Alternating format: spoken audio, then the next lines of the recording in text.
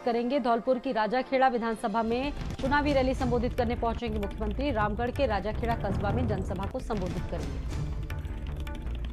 मुख्यमंत्री योगी आदित्यनाथ राजस्थान के धौलपुर और रामगढ़ विधानसभाओं में अपने अपने प्रत्याशियों के लिए वो प्रचार करने के लिए पहुंचेंगे और चुनावी रैली को संबोधित करेंगे। धौलपुर की राजाखेड़ा जनसभा को संबोधित करेंगे वहां के कस्बे में।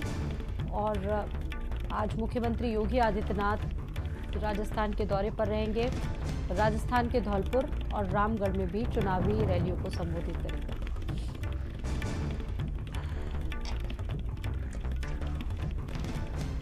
संजय चौहान मेरे साथ इस खबर पर जुड़ चुके हैं, सीधा रुख करेंगे संजय का। संजय, आज राजस्थान में होंगे मुख्यमंत्री योगी आदित्यनाथ, चुनावी जनसभाओं को संबोधित करेंगे और अब तक जहां जहां पर भी प्रचार किया है बीजेपी पर बहुत आक्रामक तरीके से, आक्रामक शैली जिसके लिए वो जाने जाते हैं, प्रहार किया है। कैसे इसको देखें?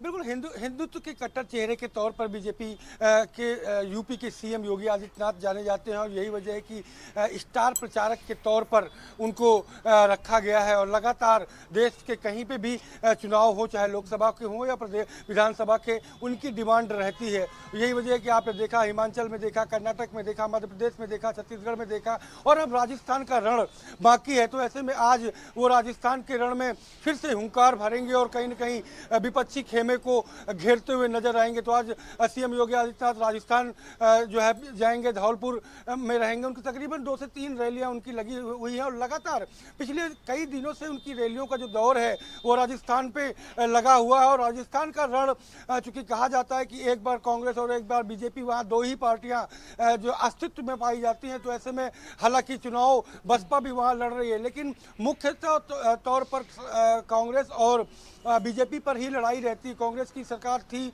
और अब आगे किसकी बनेगी उसको लेकर के दोनों ही दलों के नेता लगातार वहां रण में एक दूसरे पर आरोप प्रत्यारोप का दौर शुरू किया हुआ है। तो ऐसे में आज सीएम योगी आदित्यनाथ पहुंचेंगे तो कांग्रेस को वहां घेरते हुए नजर आएंगे। बिल्कुल, सभी दल इसमें पूरी तरीके से जोर आजमाइश कर रहे हैं, कोई मौका नहीं छोड़ना चाहता है। आपने बताया कि मायावती भी जनसभाओं को संबोधित कर रही हैं, समाजवादी पार्टी भी लगातार चीज़ों को आगे बढ़ा रही है और बीजेपी की बात करें तो बार बार बीजेपी कह रही है कि इस बार उनका जो मार्ग है वो प्रशस्त होगा। लेकिन पलड़ा सबसे ज्यादा भारी किसका रहेगा ये तो संजय जब नतीजे आएंगे तब की बात होगी। लेकिन अगर समीकरणों की बात की जाए तो क्या कुछ समीकरण बनते बिगड़ते दिख रहे हैं अब की बार के लिए?